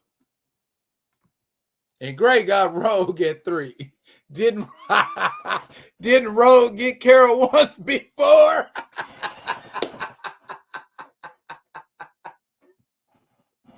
She like, keep on playing now. I took your powers once. Girl, you better go sit down somewhere. Oh,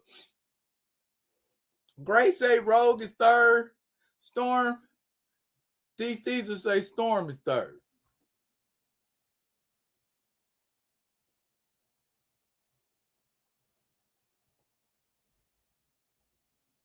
Okay.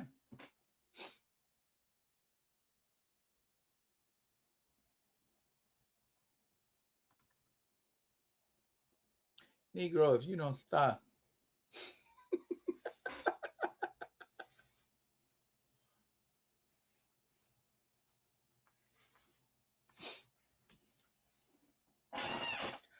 Okay, and then what if that battle leads off with one of them super speed persons blitzing her? And that's why I said at the beginning of this, it all depends on who strikes who first. And are we going straight for? Is that a standard attack? Does Aurora approach all her foes and go, no air for you? Or does she lead off with something else like high force winds or a lightning bolt or something? Because that suppresses without putting one in danger. But if we talking about an all-out brawl, a hammer coming at her forehead, a big green fist coming at her forehead. I don't get it twisted, man, but you know what I'm saying? Plus, Kara doesn't have to breathe. Captain Marvel doesn't have to breathe. So that's not gonna work. Tell you what, let's do this. Since it's like I don't give a damn what's going on. I like who I like. Kiss my ass.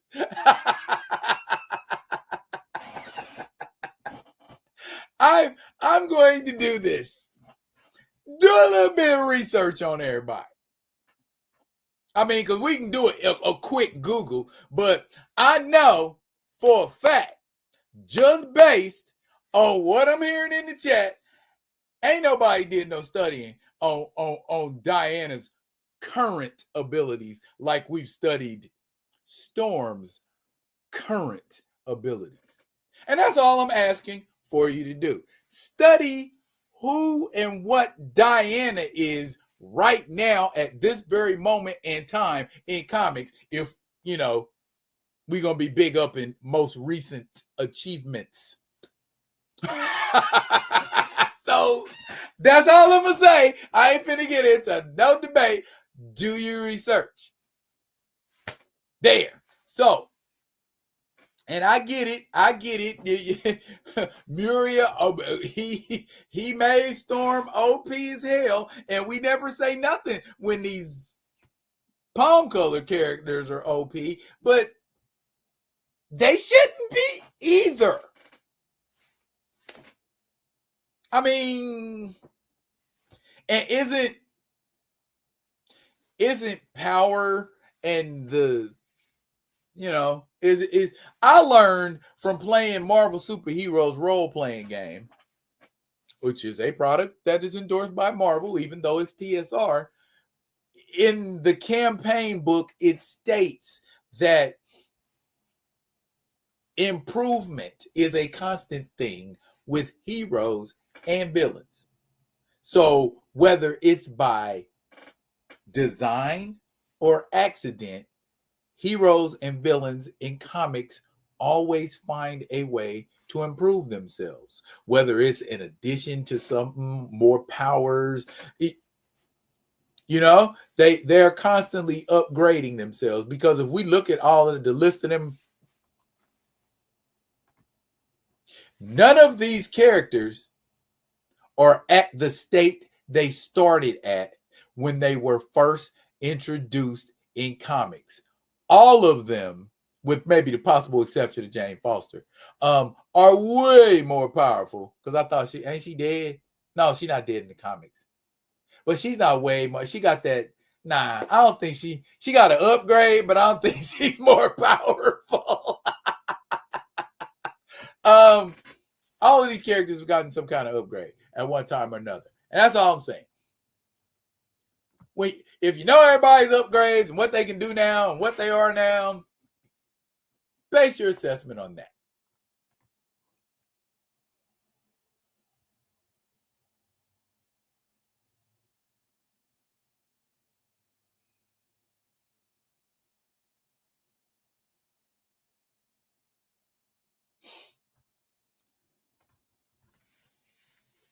That, Gray, that is the only reason.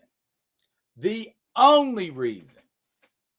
If physically she ain't no different, is she different? Is she different physically? Is she invulnerable? Is, you know what I'm saying? Is it some kind of situation where she got to reconstitute herself?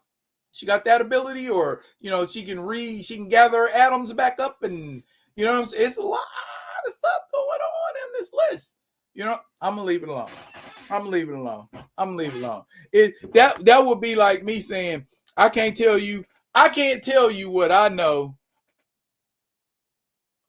about Black Panther, just like you can't tell me what you know about Hulk. But if you don't know about Black Panther versus Hulk, you don't know what's gonna happen in a fight. Do I go into a fight and learn nothing about my opponent, or find out nothing about? I mean, that's a prize fight, but I mean, it's an all-out brawl. But what I'm saying, I'm not talking about necessarily the characters having knowledge of one another so much as us having knowledge about the characters. And since a lot of us sound super duper pro Black and don't read a lot of comics that don't have you in them, we wouldn't know. That's all I'm saying. I ain't saying one way or the other. But if I know everything there is to know, and I don't know nothing about another character, I'm not going to say that character could beat that character if I don't know everything there is to know about both characters, or enough to weigh, all right.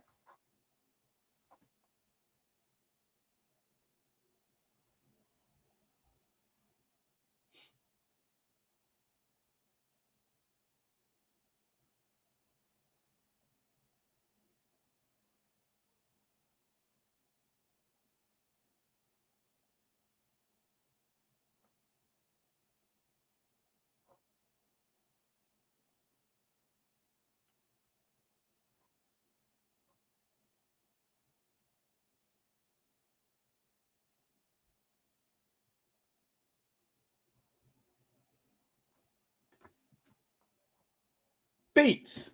That's what I'm talking about. Feats. Okay.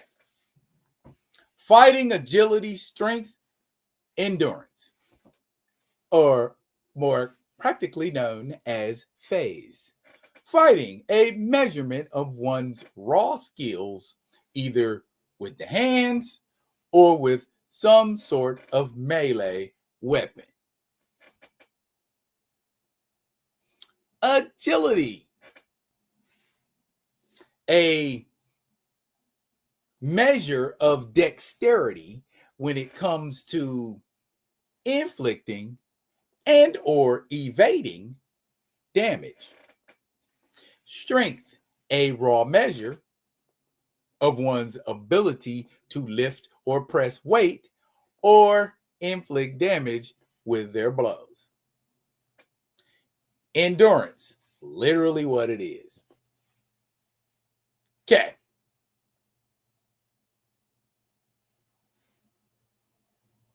We talking about fighting, agility, strength, endurance, if we talking about a brawl. And are we going to start at distance? Are we going to start at brawling distance? Or are we going to start far away? All I'm saying. There are a lot of factors that factor in that give people advantages and disadvantages, regardless of who they are. All I'm saying. Could Kara defeat a Herald of Galactus? If Superman could do it, Kara probably could too. Just saying. I would concede to say Storm could easily be second or third on this list if we really pushing it. But beating everybody, it's not. I'd love for that to happen, but it's not. At least in my opinion. So we'll agree to disagree then.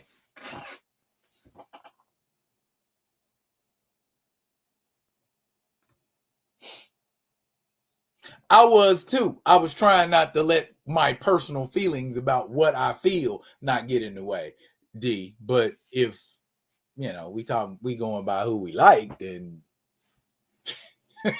we going by who we like. It is what it is.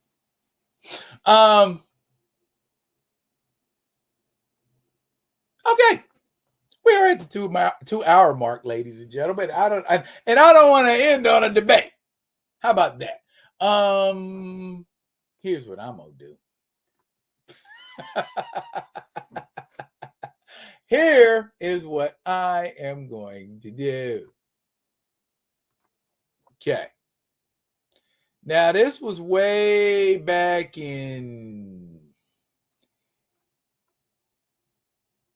what was it? I want to say 1981, 81, 82, something like that. I don't know if y'all remember. We remember Amazing Spider-Man annual number 16 because of who debuted in it. But we don't remember Amazing Spider-Man annual number 15, which in the back of it featured this. Okay. Kind of a strength chart. Okay.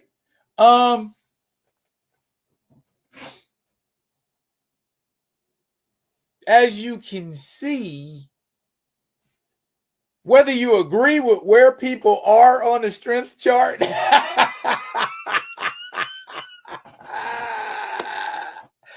my point is this: just because you put it in a comic book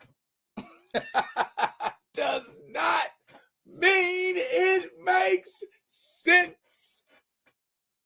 Why are Ghost Rider and the Silver Surfer in the super medium weight group?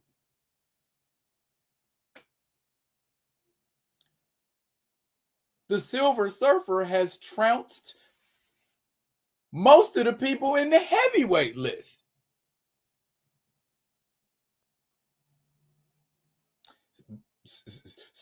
Spider-Man beating up She-Hulk. Spider-Man's beating up She-Hulk. You see what I'm saying? This is what I'm talking about. Oh, and y'all really finna be mad now. Y'all really finna be mad. See where they got T'Challa, y'all? That's where they got T'Challa. That's where they got Captain America. Peak human. So I guess humans in really great shape, can tackle fucking rhinos. I got to get back in the gym. So you mean it's possible for me to lift enough weight, get enough protein in me to tackle a rhino?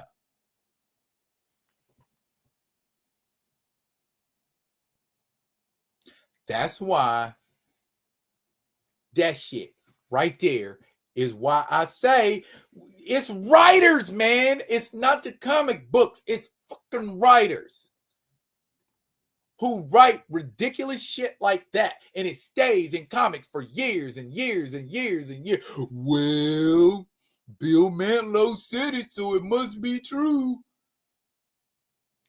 Bill Mantlo, man.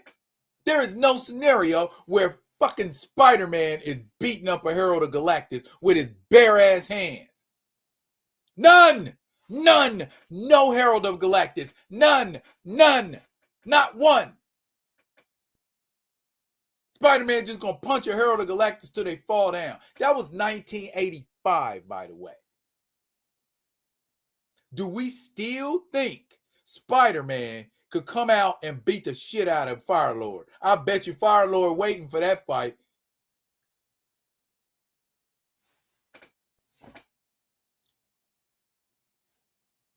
I'm just saying.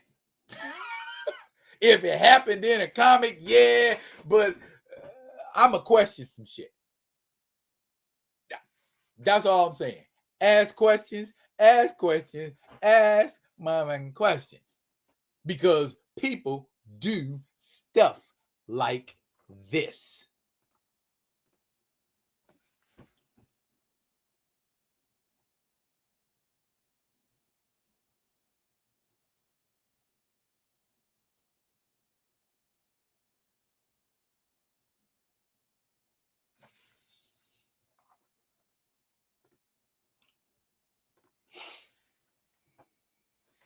Well, Paul, first you got to respect it before you can treat it any kind of way. Now, we can establish parameters, but we refuse to establish particulars.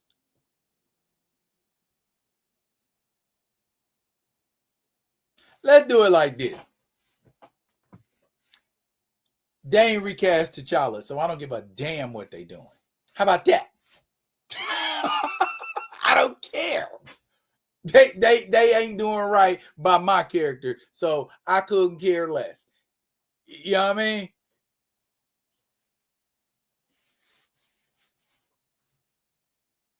And they ain't doing it because I am 100% sure they ain't doing it because they feel like the comics are inconsistent. See, thing about it is, bruh, there's 40 years. This was 40 years ago.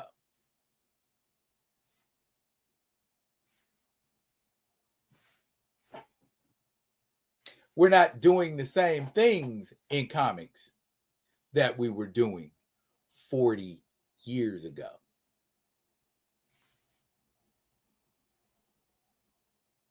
But there are things that we were doing in comics 40 years ago that we're still doing. Comic books are a changing, evolving thing. And I don't know, maybe it's time to embrace Storm as a goddess and that be the end of it. Maybe it's time to embrace Storm as a herald of Galactus and that be the end of it. And maybe she'll be that way for the next 40 years. And that'll become the norm. I ain't against it. I know there's a lot of people hate it, but that's them. I mean, I don't, anything that uplifts a black character is fine. Anything that puts more attention on a black character is fine. But if we just do it to be doing it, I ain't glazing nothing.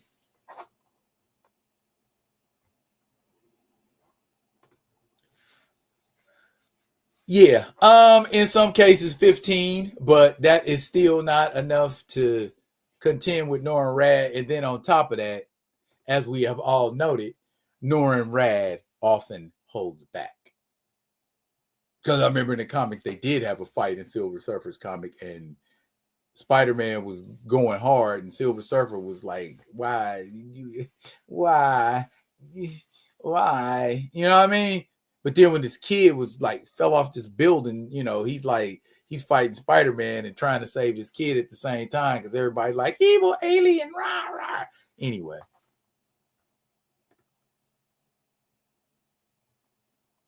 He said, we've been talking about Spidey versus Fire-Lord. That's right, because that shit is insane, D. That's insane to me. How the hell? There's no way. Harold's beat up the entire Fantastic Four. Spider-Man has two. Harold's have beat up the Spider-Man has two.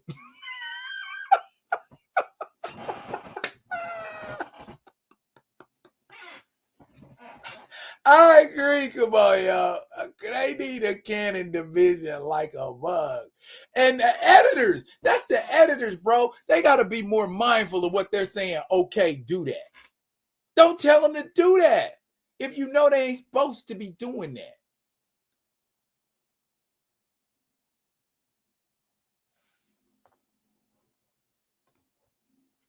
I agree, Paul Martin. I agree. I bought that comic book when I was in the Navy. I read that shit and I was like, what? What? Spider-Man did what? And you got to get the Avengers to pull Spider-Man off of. He laid out sleep. Herald of Galactus. So basically what you're saying is, if a little 7-year-old boy hit me enough times, he'll knock me unconscious. Ain't no scenario barehanded. Because that's what I'm comparing Fire-Lord and Spider-Man having a physical slugging match.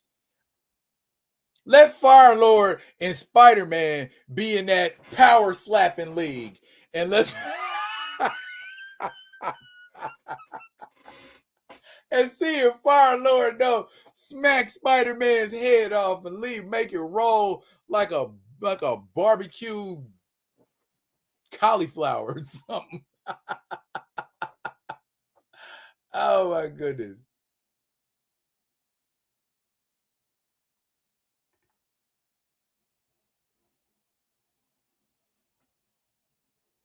Maybe. Room full of dudes with OCD wouldn't get nothing done.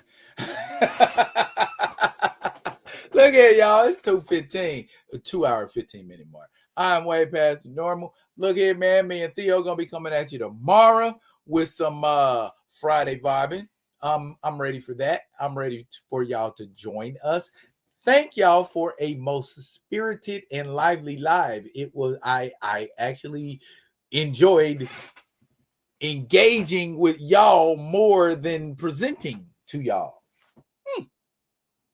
Rock with me, nation. Y'all are the shiznit, fellas and ladies. I appreciate y'all. Make sure y'all pull up tomorrow for Friday vibing. Me and Theo gonna be in the building. We love and respect each and every one of y'all. Everything go on in here is what go on in here. If I told you directly that you the shit, you are. And if I haven't, I just did. That's it for now, y'all. But fret not, I will be coming at you with another one of them other ones. And until I do, y'all be good and be good to each other. Isaiah.